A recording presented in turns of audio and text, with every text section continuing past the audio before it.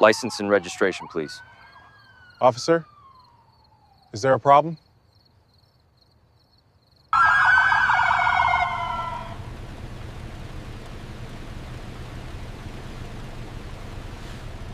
The siren sliced through the humid night, blue and red lights flickering across the rain-slick asphalt. Captain Marcus Hale eased his unmarked sedan to the shoulder, confusion tightening his chest. He hadn't been speeding. No taillight was out. Just another random stop, he thought grimly, watching the approaching patrol car in his rearview mirror. Boots splashed through puddles. A flashlight beam stabbed into his eyes, hands where I can see them. The officer barked, white mid-30s, face tight with suspicion. Bot Marcus lifted his palms slowly, voice steady but clipped. I'm reaching for my badge. Don't move. The officer's hand went to his holster. The metal glint froze Marcus mid. His badge, gold and worn from 20 years of service, rested on the passenger seat, one motion away, yet impossibly far. Step out of the vehicle. Now, Marcus did. Rainwater streaked down his face, mingling with humiliation. The beam traveled down his tailored suit, his polished shoes, the ID lanyard half visible in the doorlight. Businessman. The officer sneered. This your car? Yes, Marcus said quietly. Sure it is. That last line, sharp, dismissive, carved into him deeper than the night air. Seconds later, his wrists were wrenched behind him, cold, metal-biting skin. The officer's radio crackled, dispatch relaying the name Captain Marcus Hale, Major Crimes Division. The officer froze. His hand faltered on the cuffs. Marcus turned his head slightly, meeting the man's stunned eyes. Yeah, he said, voice low, deadly calm. Now you know. The siren kept wailing. No one moved. Rain whispered against the windshield, rhythmic, relentless. Captain Marcus Hale guided his unmarked sedan down Interstate 27, dashboard lights casting a soft blue hue across his steady hands. The city pulsed around him, sirens distant, neon bleeding into puddles. He was heading home from a 14-hour shift, brain buzzing with unfinished reports and the stale taste of coffee. Then the flash, red and blue. He glanced at the mirror, confusion narrowing his eyes. Patrol car closing in. He pulled over, smooth and deliberate. He had trained officers on traffic stops like this. He knew the tone, the procedure. Still, the tension in his shoulders betrayed an old familiar dread. The door slammed behind him. The officer's stride heavy, fast. Flashlight beam cut through the rain. License and registration, the officer demanded. Bafta lowered his window. Evening, officer. Can I ask what license? Now. He handed them over, voice calm. It's in my wallet, right-hand side. The flashlight never left his face. What's your business out here this late? I work downtown, heading home. Work, doing what? Marcus paused. Law enforcement. The officer's jaw flexed. Sure you do. That tone, the disbelief wrapped in mock civility. Marcus had heard it before, decades ago, when his badge was still shiny, when his patience was endless. He kept his hands visible. My badge is on the seat. Step out. He obeyed. Every movement, slow, precise. Rain hit his suit jacket in fine needles. The officer circled the car, scanning plates, inspecting windows. You sure this is your vehicle? Yes. You mind if I take a look inside? Without cause. That earned a scowl. Are we going to have a problem? Marcus stared at him, the authority in the uniform, the arrogance in his stance. No problem, he said softly. Another cruiser pulled up. Back up. Two more officers approached, whispering. One pointed at Marcus's car. The beam caught his badge, glinting gold under the rain. Captain Hale, one murmured. The first officer froze. What did you say? Major Crimes Division. The second confirmed. Stepping back. Silence. Heavy. Marcus turned slightly, cuff marks beginning to redden his wrists. Now you know. The officer's flashlight dipped. His mouth opened, then closed. Rain kept falling, steady. The city hummed on. Marcus looked past them at the road, at nothing. And in that stillness, something in him broke. Not anger, not fear, just the quiet realization of how little the badge had ever shielded him. He stepped back into his car, engine idling. Captain Marcus shut the door. The click was final. He drove off without a word, headlights fading into mist, leaving the officers standing in the rain, exposed, small, and suddenly aware of what they'd done. The precinct smelled of burnt coffee and damp wool. The morning after a storm always left the carpets wet and the tension thicker. Captain Marcus Hale walked past the reception desk, nodding stiffly to the clerk who avoided his eyes. Conversations faltered as he passed. Paper rustled too loudly. He had spent the night awake, replaying the siren, the flashlight, the voice that called him boy without saying it. Now, in daylight, the memory had calcified into something colder. Chief Wilkins's door was half open. Marcus stepped in. Captain Hale, Wilkins said, tone brisk. Sit. Marcus stayed standing. You got my report. Reviewed it. The chief rubbed his temples, sighing like a man inconvenienced by politics. It's unfortunate. Officer Reed insists he didn't recognize you.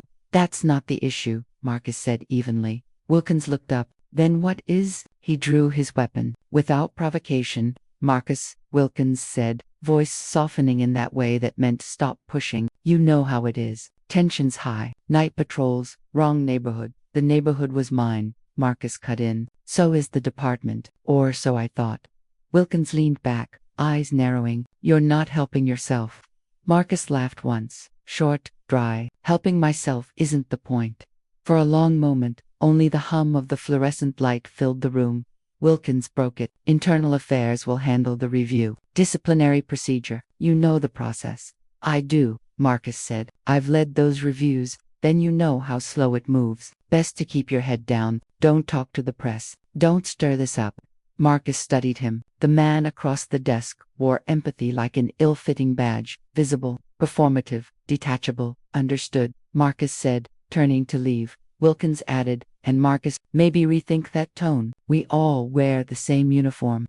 Marcus paused at the doorway. No, Chief. Some of us just wear it differently. In the locker room, two detectives were whispering. They stopped when he entered. One forced a smile. Heard what happened, Cap, damn shame. But hey, glad it didn't get ugly. Marcus shut his locker harder than he meant to. Didn't get ugly. His voice stayed low, but the air changed. He had his hand on the trigger. The younger detective shifted awkwardly. You know what I mean. Could have gone worse. Worse than being treated like a suspect in your own department. No one answered. Detective Rosa Davis, one of the few who didn't flinch, leaned against the bench. They're not going to punish him, are they? Internal review, Marcus said flatly. Rosa's laugh was sharp. That's code for nothing. He looked at her, tired. Yeah, I know the code. By evening, Marcus sat in his car outside the department's side lot, watching officers filter out. Same smiles, same routines, none of them looking at him. He called his wife. You home? Yeah, Leah answered, her voice a calm harbor. You okay? Just tired. You didn't sleep, she said. I filed the report. They're reviewing it. She was silent a moment. Which means they're protecting him. Which means they're protecting themselves, Marcus said.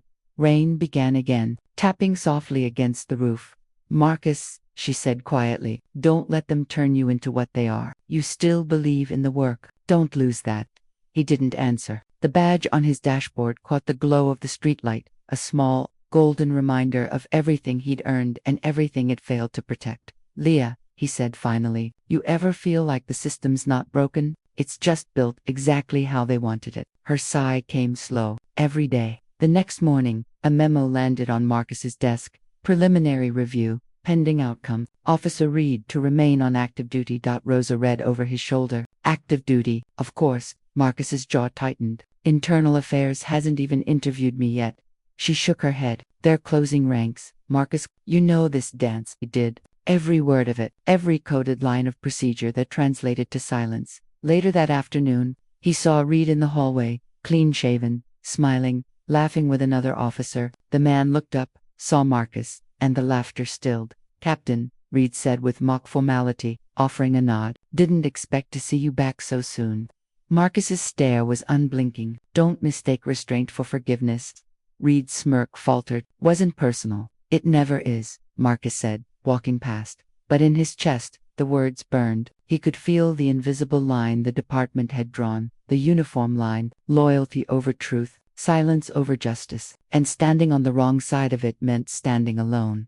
He had done that before. He could do it again, but this time, he knew, the cost would come due. The story broke 3 days later, a whisper first, then a storm. A local blog posted a single line. Senior black officer reportedly detained by white patrolman in mistaken identity incident. By noon, hashtags were circulating. By evening, news vans idled outside the precinct. Captain Marcus Hale watched it unfold from his office window. blinds half closed. He'd said nothing. The department had said less. Yet somehow, the city knew. Chief Wilkins summoned him within the hour. Marcus, sit down. Marcus stayed standing. This about the leak. It's about control, Wilkins snapped. We need to manage this before it escalates. Public perception matters. Marcus's eyes flicked to the muted TV on the wall. A news anchor reading from a teleprompter. The Chiron below reading racial profiling or misunderstanding. The clip cut to an image of the precinct gates. Perception. Marcus repeated quietly. That's what you're worried about. We can't feed the narrative that this department targets its own, Wilkins said. You're respected. If you stay quiet, this blows over. And if I don't, the chief's tone hardened, then you'll make it worse for everyone, including yourself. Marcus smiled faintly. The kind that carried no warmth. That sounds like a threat dressed up as advice. Call it what you want, Wilkins said. But think about your legacy before you throw it away. Marcus left without answering. Legacy. The word rang hollow. That night, at home, Leah set her tablet down. They're spinning it already, she said. The statement, procedural misunderstanding during late-night patrol. They won't even name him. Of course not, Marcus said. He's protected by the same wall that shields every uniform from scrutiny. She studied him. You could speak out. People would listen.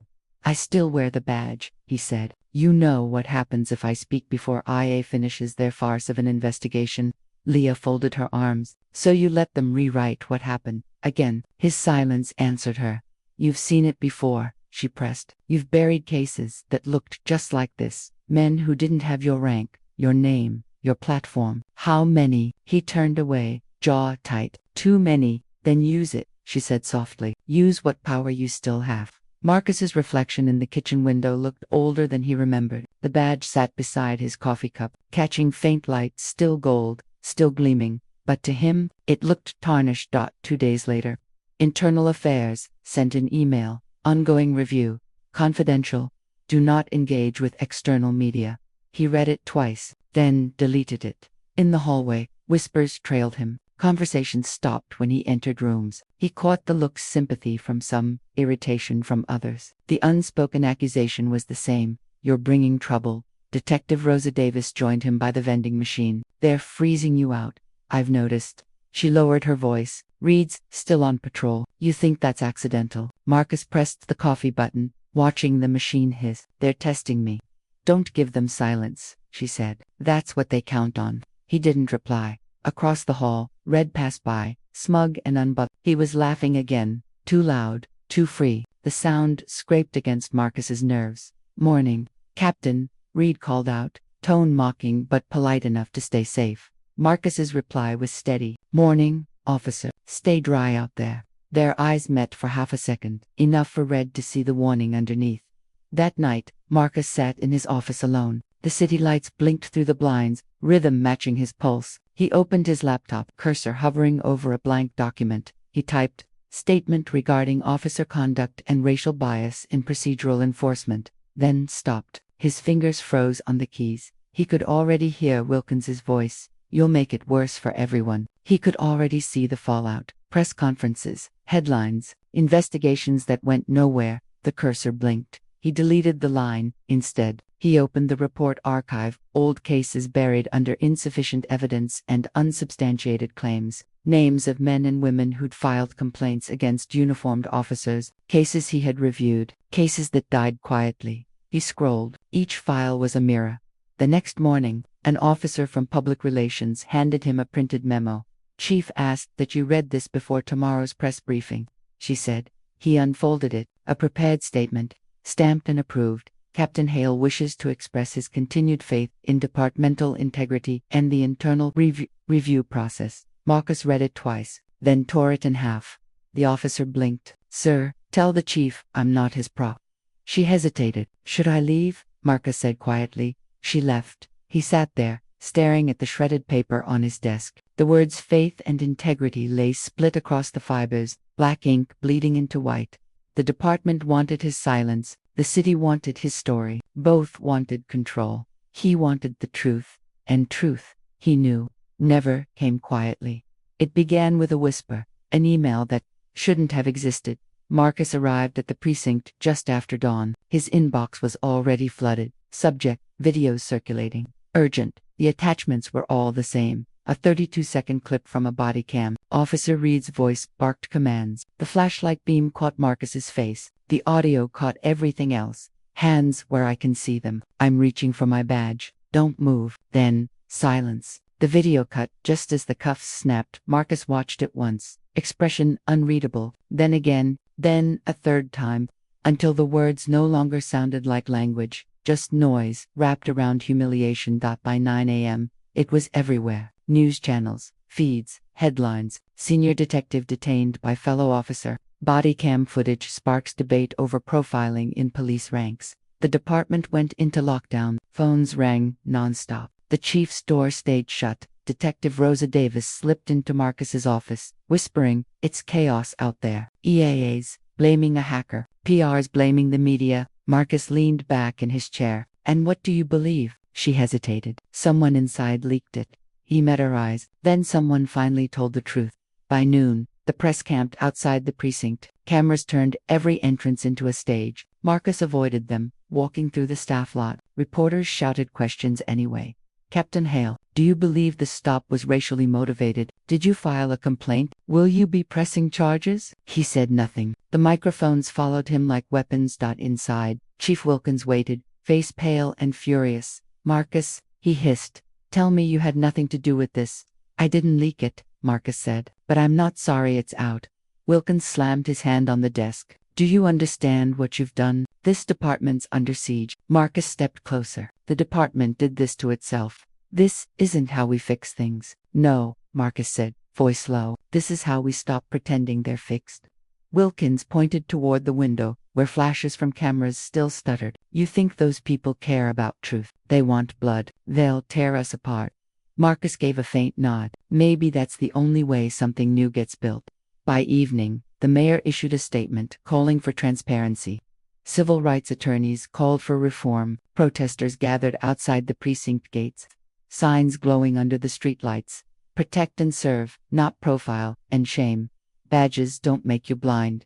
Marcus watched from the window, silent. The chants carried through the glass, rhythmic, angry, alive. Leah called. "It's all over the news. They're showing your face." "I know. They'll come for you now," she said softly. "They already did." She paused. "You okay?" "I don't know what that means anymore."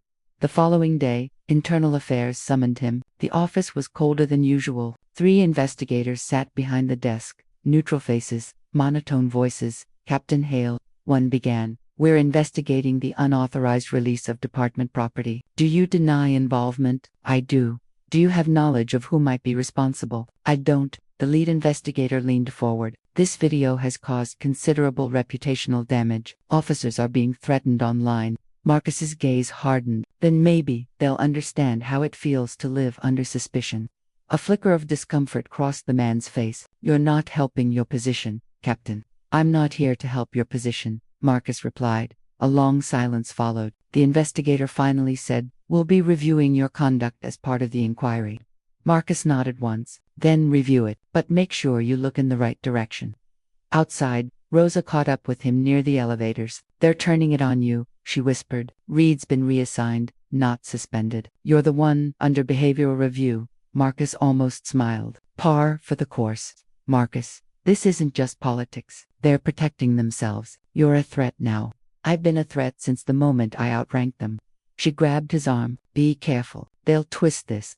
He met her eyes. "Then, I'll make sure the truth can't be twisted anymore."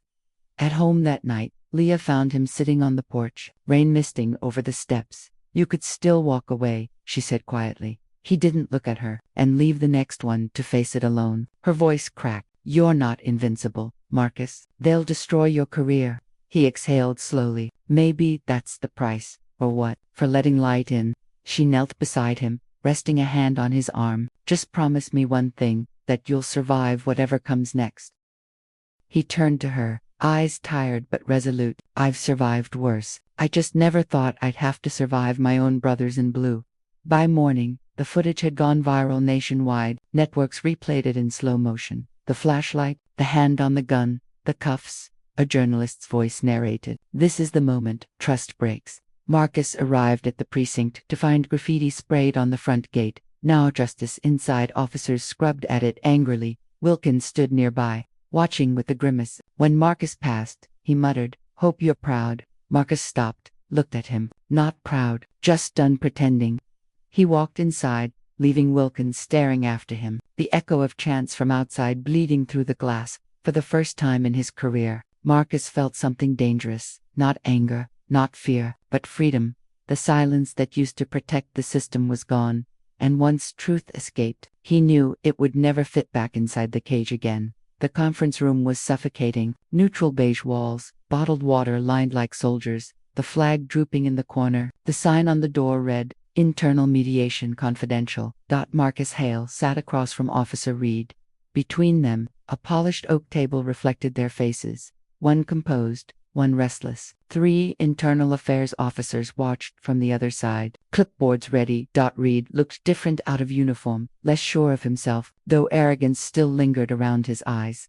The lead investigator began, "Captain Hale, Officer Reed, this session is for resolution and departmental healing." Marcus didn't respond. Reed folded his arms. "Look, I already said I didn't know who he was. If I had." Marcus cut in quietly. "You would have treated me like a person." Reed flinched. "That's not what It's exactly what you meant," Marcus said, voice low. "You didn't see rank, or training, or record. You saw threat. You saw color first." The investigator interjected, "Let's keep this civil." Marcus turned to him. "Civil." He aimed a gun at me.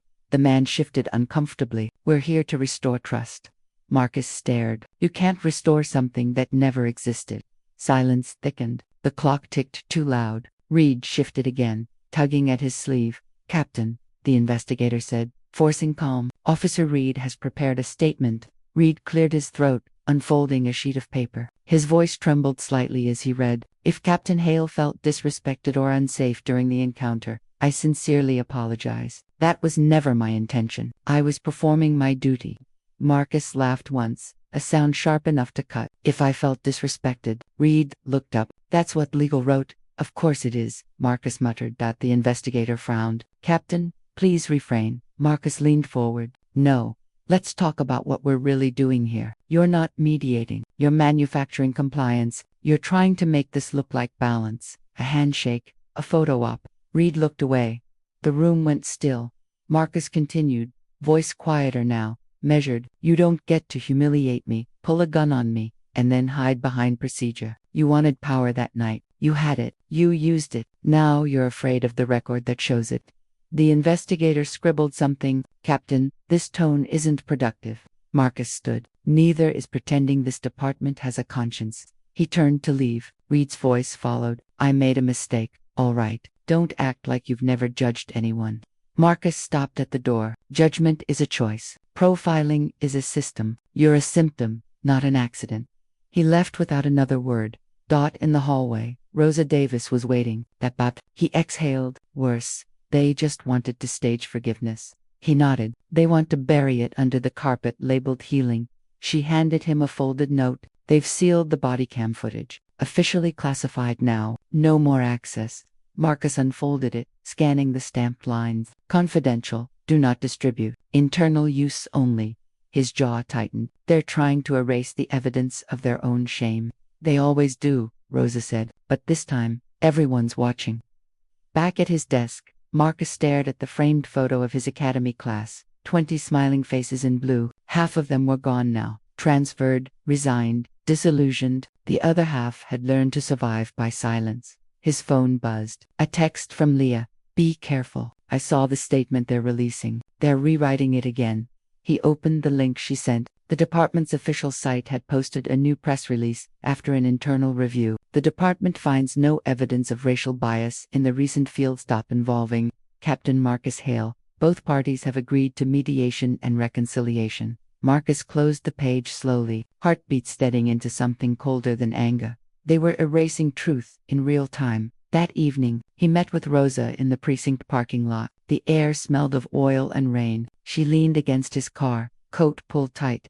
"They're making you the cautionary tale," she said. "The example of why officers shouldn't talk." Marcus nodded. "Then maybe I'll give them something to talk about." Rosa's eyes narrowed. "Marcus, I'm done playing their script," he said. "You ever wonder why they keep saying a few bad apples? Because they built the orchard. She hesitated. You're going to cross a line. He met her gaze. That line was never meant to protect us. For a long moment, neither spoke. The sound of distant traffic filled the space. Finally, Rosa said, if you go down, they'll make sure it's permanent. Marcus's reply was calm. Then I'll make sure I don't go alone.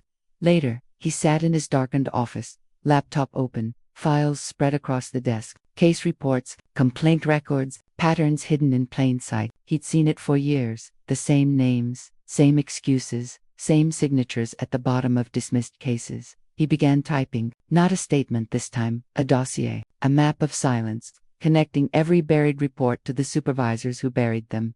Each line he wrote felt like a wound reopening, but also like breathing for the first time. The next morning, Wilkins found him in the hallway. Marcus, we need to talk. Marcus didn't stop walking. About what? The department's latest act of fiction. Wilkins grabbed his arm. You think you can challenge this system alone? Marcus turned, eyes steady. I don't need to challenge it. I just need to expose it. Careful, Wilkins warned. You'll destroy your career.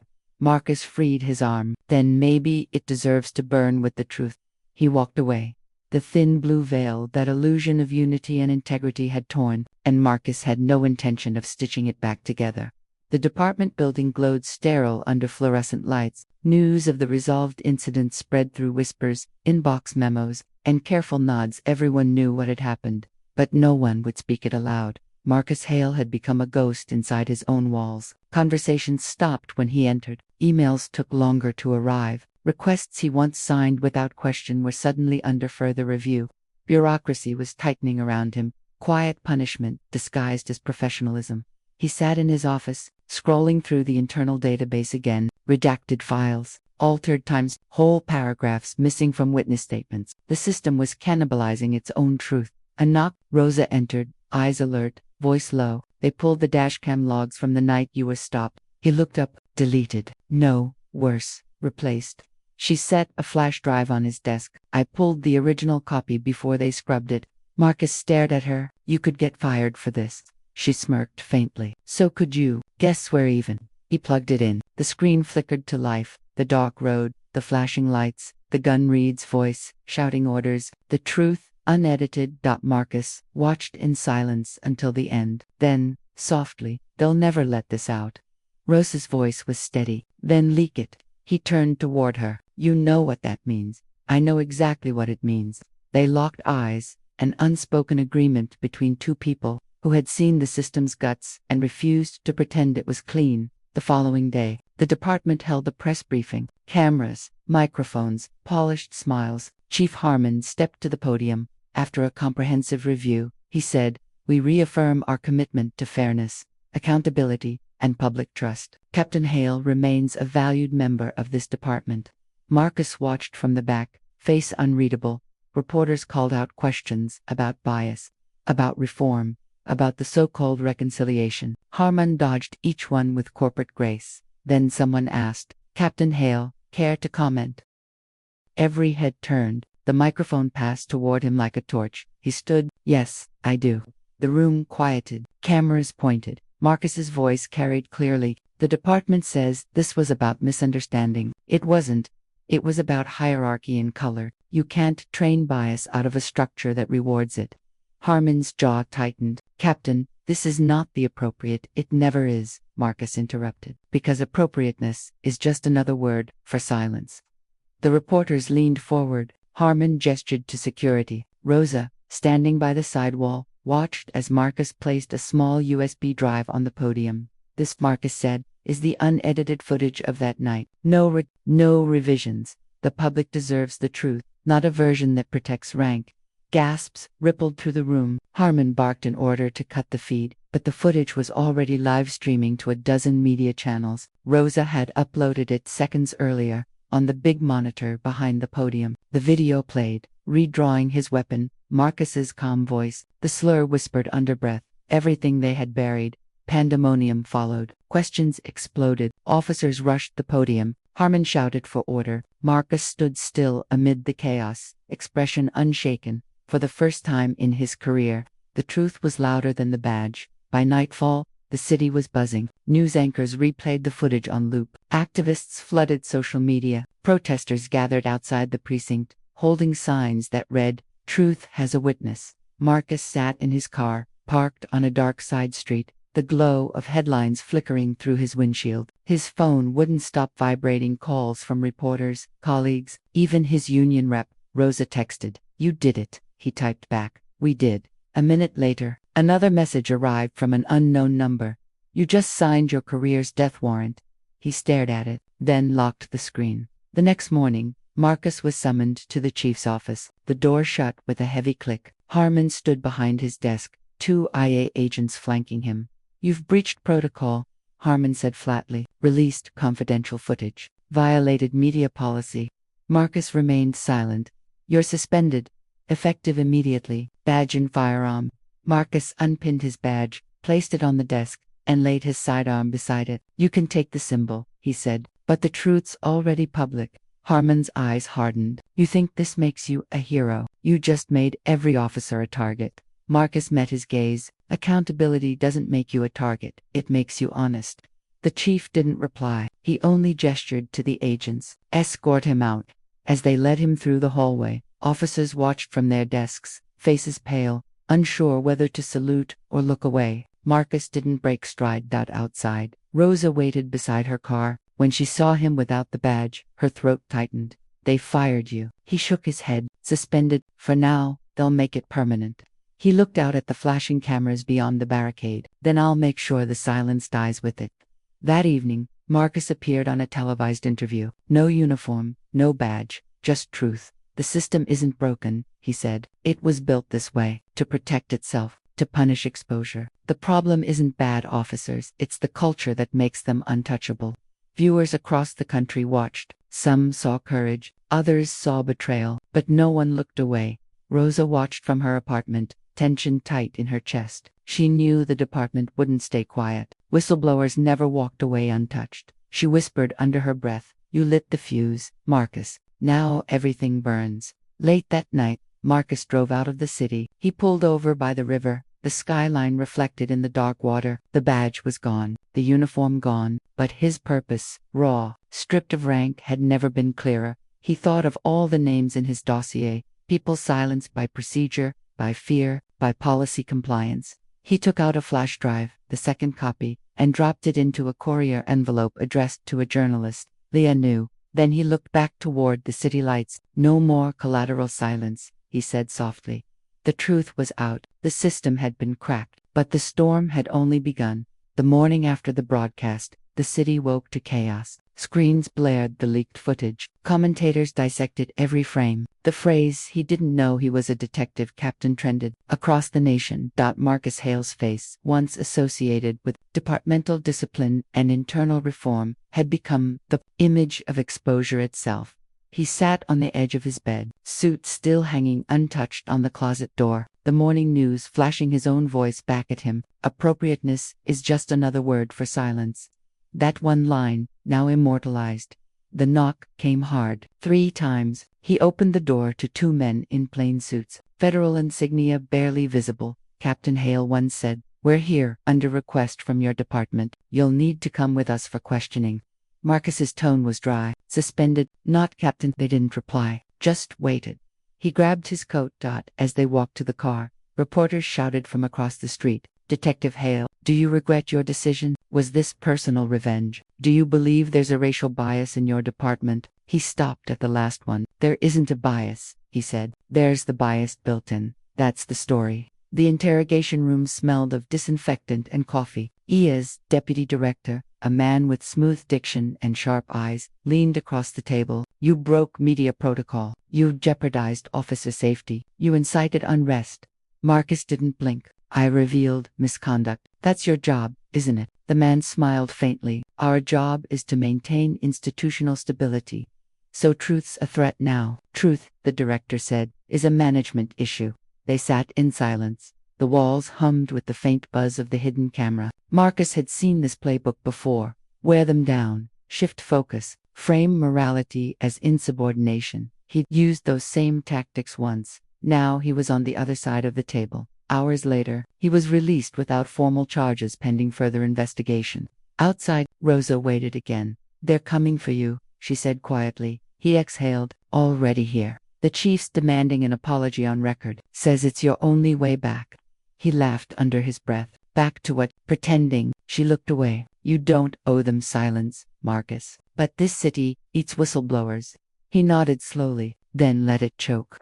By nightfall, the footage had spread internationally. A panel of experts on prime time called it the most significant breach of law enforcement confidentiality in a decade. Civil rights organizations hailed him as a hero. Police unions condemned him as a traitor. And somewhere in between, truth bled quietly, carried by algorithms and outrage. Marcus scrolled through the endless notifications, every opinion, every distortion of what had happened. But one message stood out, from Reed D. "You destroyed my life for a soundbite." Marcus stared at it for a long time, then typed, "You destroyed it yourself. I just turned the lights on." No response came. 2 days later, Marcus got a call from Leah. "They're issuing a warrant," she said. "Internal Affairs is claiming you leaked more than just the video data, personnel records, pending cases." He frowned. "They're fabricating evidence." "That's how the system defends itself," she said. "You built it. You know the pattern." He was silent. Leah's voice softened. "You need to get out of the city for a while. Let the press burn through it." Marcus looked out his window, the street below lined with flashing lights, cameras, protesters, counter-protesters. "No," he said. "If I run, I prove them right. Then you'd better prepare for the war that follows." The next morning, the warrant was real. Agents arrived, boxed up his files, confiscated his computer. The neighbors watched from their porches, eyes cautious, curious. A reporter shouted, "Detective Hale, are you under investigation for data theft?" He didn't answer. He just looked into the nearest camera and said, "Transparency was never theft. It's the job you pay us to do." The clip went viral again, a second wave of fire. Meanwhile, at headquarters, Chief Harmon was unraveling. He'd called an emergency meeting with city officials, union representatives, and legal counsel. "This is turning into a wildfire," a councilman said. Harmon replied through clenched teeth, "We contain it, or it burns the department down." One aide whispered, "There's pressure to fire Hale formally. But if we do, the optics. Harmon snapped, "The optics are already dead. He humiliated us on national television." Someone else interjected, "What if we make it about him? Say he acted for personal gain, revenge against Officer Reed. We seed the narrative." The room fell silent. Then Harmon said, "Do it." That night, a press release went out. Leaked footage, part of a personal vendetta. Detective Captain Marcus Hale, under investigation for unauthorized data breaches and manipulation of internal media. The story warped overnight. Marcus read the headline at dawn. He didn't throw the paper, didn't curse, just stared. The quiet kind of anger that doesn't burn. It hardens. He picked up his phone, dialed a number from memory. "Leah," he said, "we're going public. Full files, the entire IA database, the unedited reports, the complaints, the erased evidence." She hesitated. "That could destroy you." "It already did. You'll never work in law enforcement again." "I'm not trying to." A pause. Then Leah said, "Then let's finish what they started." Later that evening, Rosa met him at an abandoned print office, their old surveillance drop site. Papers, drives, sealed envelopes covered the table. "This is everything?" she asked. "Every case they buried under procedure," Marcus said. "Every name they wrote off as collateral." Rosa exhaled. "Once it's out, there's no walking it back." Marcus looked at her. "That's the point." She handed him the last piece, a small, encrypted drive. "This one's for the press." He took it. Their hands lingered, a silent recognition of what was about to happen and what it would cost. Outside, sirens wailed in the distance. "Time's up," Rosa said. Marcus nodded. Then it's time they saw what silence built. He uploaded everything.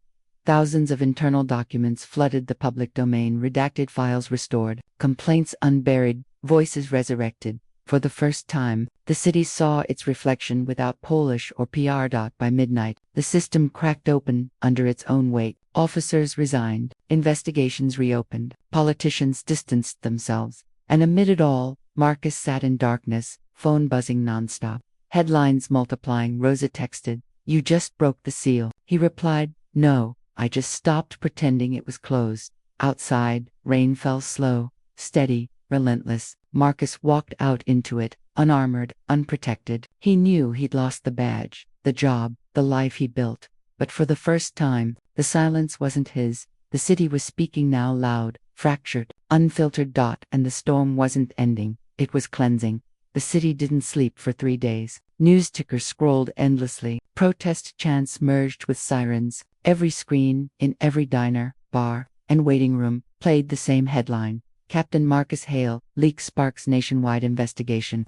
The footage, the files, the cover-ups, all public now. The system that silenced thousands was exposed by one of its own, and the city trembled under the weight of that truth. In a secured conference room downtown, Chief Harmon's voice thundered across the table. This department is collapsing. You want accountability. You're looking at a damn witch hunt. A city attorney replied, "You're not the victim here, Chief. You authorized suppression of evidence. There are emails, signatures." Harmon slammed a fist on the table. "You think I acted alone? You think this didn't go through the mayor's office?" The room fell silent. That one outburst caught on a live mic was all it took. Within an hour, a leak hit the news. Chief implicates city officials in cover-up. Harmon's career ended before the press conference even began. Marcus watched the broadcast from his small apartment, a single lamp illuminating the room. He hadn't shaved in days. Coffee cups littered the desk. Every anchor used his name like a myth now. Hero, criminal,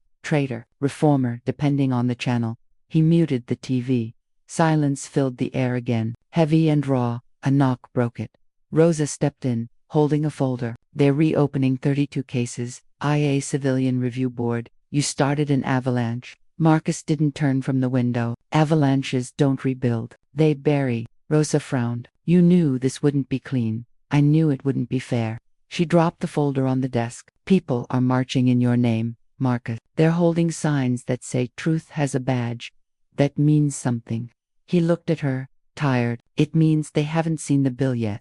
Across the city, Officer Reed sat alone in a motel room, empty beer bottles, a gun on the nightstand. His name was trending, his address leaked. The footage looped on his phone, his face, his words, his mistake replayed millions of times. He muttered to himself, "He set me up." He knew what he was doing. The television in the background reported his suspension, pending federal review. "Cowards," he whispered, "all of them." The phone rang, an unknown number. He answered, a calm voice. "Mr. Reed, this is Internal Affairs. We advise you not to leave the city. Federal investigators want your statement." He hung up, then threw the phone across the room. Outside, rain hammered the motel window. Inside, the sound of a man realizing the system he trusted would never protect him again. Meanwhile, the Justice Department had opened a full inquiry into the city's law enforcement network. Subpoenas, suspensions, resignations, one after another. News helicopters hovered over precincts as boxes of documents were carried out. Marcus watched from his car, parked at the edge of downtown. He didn't smile, he didn't gloat, he only whispered, "It's bigger than any of us now." His phone buzzed. Leah calling. "You're going to get dragged into this hearing," she said. "They're using your leak as the foundation for reform. You'll be summoned to testify." Marcus replied, "They don't want reform. They want an example." "Then be one," Leah said quietly. "The right kind." He hesitated. "You still trust me after all this?" "I don't trust systems," she said. "I trust the people who break them for the right reasons." A week later, the hearing began. Marcus entered the marble hall under the weight of cameras and murmurs. Dozens of officials sat behind long oak tables, eyes tracking him as he took the stand. The chairwoman's voice was formal. "Detective Captain Hale, do you admit to unlawfully releasing classified material?" Marcus looked straight ahead. "I admit to releasing truth that was being unlawfully withheld." Gasps rippled through the room. The chairwoman leaned forward. "You broke your oath," Marcus replied. "No. I honored the one I took to protect and serve the public, not the department's image." Every microphone caught it. Every outlet broadcast it. Rosa, seated at the back, felt her chest tighten. He wasn't pleading for redemption. He was dismantling the illusion that there had ever been one. Outside the courthouse, protesters filled the plaza. Signs read, "Justice is not disobedience." Others read, "He spoke, we listened." Marcus stepped out after the hearing. Cameras swarmed him. A journalist shouted, "Do you feel vindicated?" He stopped. "No." "Then what do you feel?" He looked past the cameras. past the noise, to the rows of ordinary people standing in the rain. Tired, he said, and free.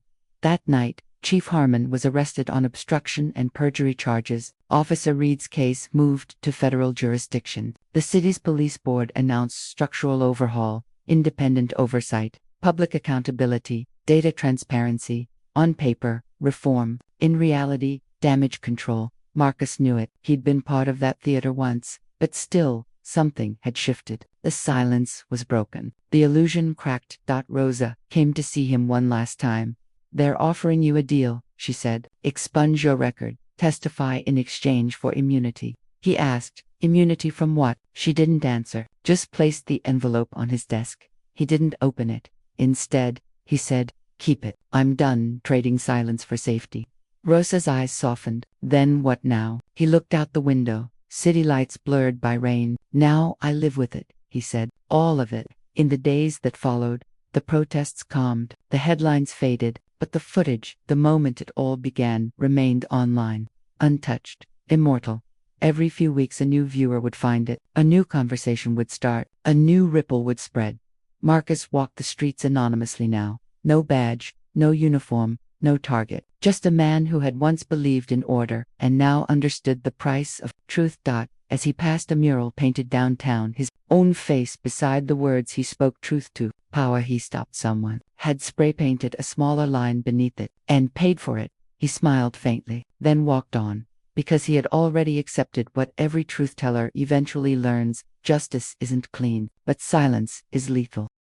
6 months later, the city had changed, but not in the way the headlines promised. The protests were gone, the murals fading under rain and exhaust. The review board issued reports full of reform language, procedural recalibration, bias sensitivity training, community partnership initiatives. But beneath the surface, the same quiet machinery still turned. Marcus Hale watched from the outside now, no longer a captain, no longer a cop, just a man who had detonated his own career to light a signal fire. He lived in a small house near the outskirts. Sparse furniture, coffee, newspaper, silence. The badge was gone, but the reflexes weren't. The way his eyes scanned, the way his hand tensed at sudden movement. A lifetime of vigilance doesn't retire. The evening news murmured in the background. Former Chief Harmon sentenced to 12 years for obstruction and evidence tampering.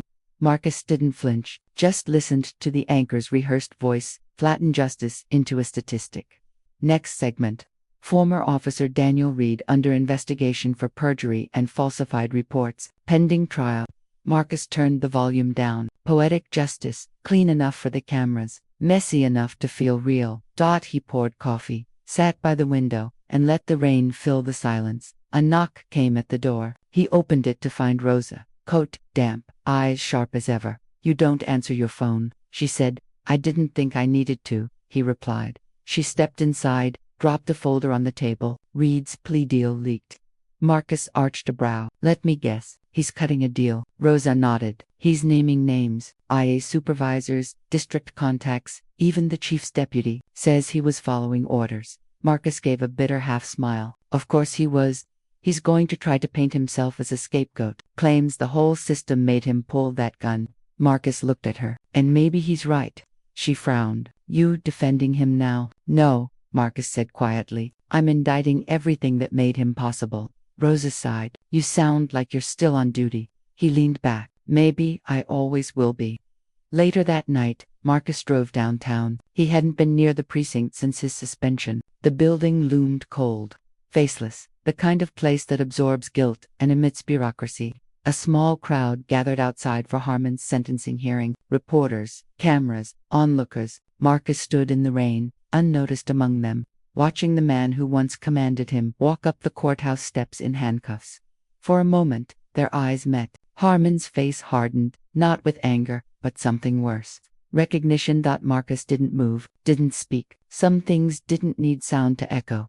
2 days later, Reed's trial began. The footage of that night was played again. The flashing lights, the drawn gun, the slur that changed everything. This time, the courtroom didn't flinch. The jurors had already seen it 100 times. Reed's lawyer argued stress, departmental pressure, lack of training. Marcus sat quietly in the back, jaw set, listening to the narrative bend toward excuse. When the defense called him to testify, The courtroom held its breath.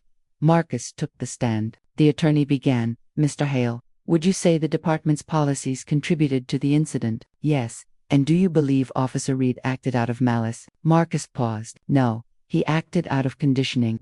The lawyer leaned in. So you're admitting this was systemic? I'm confirming it, Marcus said. But conditioning doesn't absolve conscience. You still choose the trigger.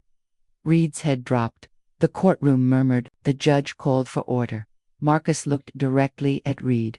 You wanted power, he said softly, and the system gave you permission. But power isn't protection when truth catches up. Reed's attorney objected, but the damage was done. The jury saw what needed seeing.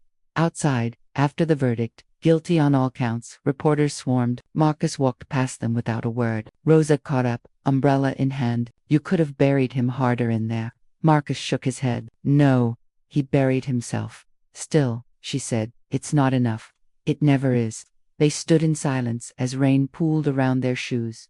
Weeks passed, the city moved on, but something subtle had shifted. Young officers began citing Marcus Hale in academy discussions. Civilian watchdog groups formed using his case as precedent. And though the department avoided his name in official memos, reform memos echoed his words. Silence is policy's most dangerous weapon. He became legend without trying, a man both erased and unforgettable.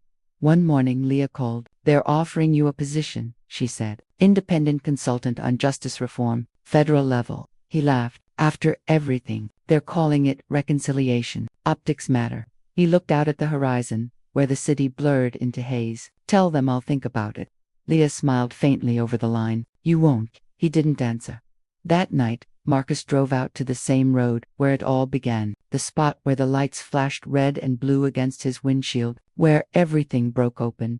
He parked, stepped into the darkness, and stood still. The air was cool, quiet, just the hum of distant traffic and the echo of memory. He closed his eyes. He could still hear the words, Reed's voice, trembling with false authority, hands where I can see him.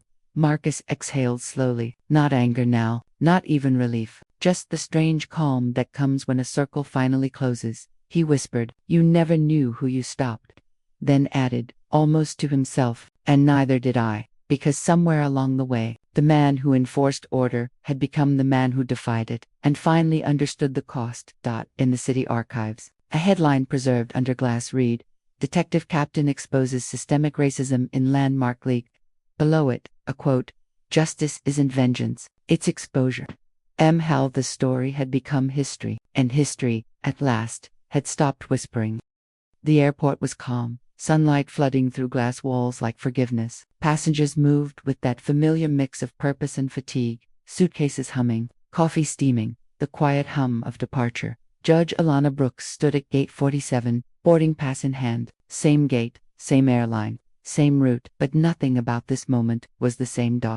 She had agreed to give a keynote speech in D.C. on equity in federal institutions. The irony wasn't lost on her. 6 months ago, she'd been dragged from this very gate, humiliated before a full cabin of strangers. Now, her name carried weight heavy enough to shift national policy. People recognized her now. Some whispered, some smiled, some avoided her eyes altogether, afraid of their own reflections in hers. But she didn't come for recognition. She came for closure. The boarding call echoed, Group 1. You may now board for Flight 826 to Washington, D.C. She stepped forward. A flight attendant scanned her ticket, young, nervous, rehearsed smile. Welcome aboard, Judge Brooks, the woman said softly. It's an honor. Alana nodded once, voice calm, thank you. She took her seat, 3A, business class, the same seat. The hum of the engines grew as passengers filed in. A few rows back, a mother hushed her toddler. Across the aisle, a man typed furiously into his laptop. Alana opened a folder, her speech draft, but her eyes weren't on the words. They were on the aisle. 10 minutes later, a familiar voice floated in from the rear, low, professional, controlled. Welcome aboard. I'm your flight attendant today. My name is Jennifer Hayes. Alana didn't move, didn't turn, but the air shifted. Jennifer, the woman whose arrogance had once sparked the firestorm that changed everything, the one who sneered, people like you don't belong up here. Now she was here again, same uniform, same aisle, same job. The universe had a cruel sense of symmetry. Jennifer moved down the aisle with robotic precision, checking seatbelts, offering smiles that didn't reach her eyes. Then she froze. Row 3. Recognition hit like turbulence. Her breath caught. Judge Brooks, she whispered. Passengers turned. The cabin hushed. Alana looked up, calm and composed. Ms. Hayes. Jennifer swallowed. Her hand trembled slightly as she gripped the headrest. I didn't know you didn't, Alana said evenly. That was the problem. A murmur rippled through the cabin. Jennifer flushed. Every apology trapped behind pride and shame. The captain's voice broke through the silence. Cabin crew, prepare for takeoff. Jennifer straightened, retreating quickly down the aisle. But her face stayed pale, her steps uneven. Mid-flight, turbulence shook the plane slightly. Drinks rattled, briefcases slid. Jennifer appeared again, cart in tow. She stopped by Alana's row. Would you like something to drink, ma'am? Her tone was rehearsed, too careful, too neutral. Alana closed her folder. Water is fine. Jennifer poured it, but her hands shook. A few drops spilled on the tray. Apologies, she murmured. Alana studied her. You're still here, she said. Jennifer blinked. Excuse me, still flying. After everything. Jennifer hesitated, then exhaled. They suspended me. 6 months. Diversity training, probation. Media swarmed my house. My daughter got death threats. Alana's expression didn't soften, but something in her eyes changed. Not pity, not forgiveness, just recognition of cost. And yet, Alana said, you're still here.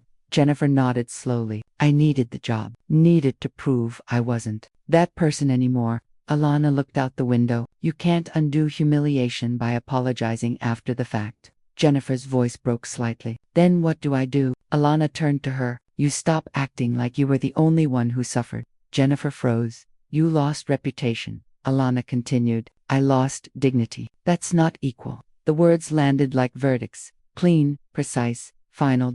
Jennifer bowed her head. I'm sorry, she whispered. I know that's not enough. No, Alana said. But it's a start. Jennifer nodded, stepped back, and moved on, lighter somehow. Even in shame. Hours later, the plane began its descent into D.C. Clouds peeled away to reveal the marble sprawl of the Capitol, white domes, mirrored glass, power etched into architecture. As the landing gear lowered, the passengers applauded softly, as if the turbulence had been moral rather than physical. When the seatbelt sign went off, Jennifer returned, nervous again. Judge Brooks, may I say something? Alana rose, collecting her briefcase. Go ahead. I used to think people like you, strong, powerful, couldn't be hurt. I was wrong. Alana paused, eyes steady. You were. Jennifer nodded, voice cracking. Thank you for not destroying me. Alana's expressions stayed unreadable. Destruction doesn't teach, it only repeats. Jennifer blinked back tears. Have a safe evening, Alana said, and stepped into the aisle. The jet bridge felt surreal. The same corridor that once echoed with her humiliation now carried the steady rhythm of her heels. Outside the terminal, cameras flashed. Reporters called her name, Judge Brooks. Do you forgive her? Do you think justice was served? Do you plan to meet with the president about the Equality Act? She stopped, looked directly into one camera lens, and spoke clearly. Justice is not a performance, she said. It's a correction.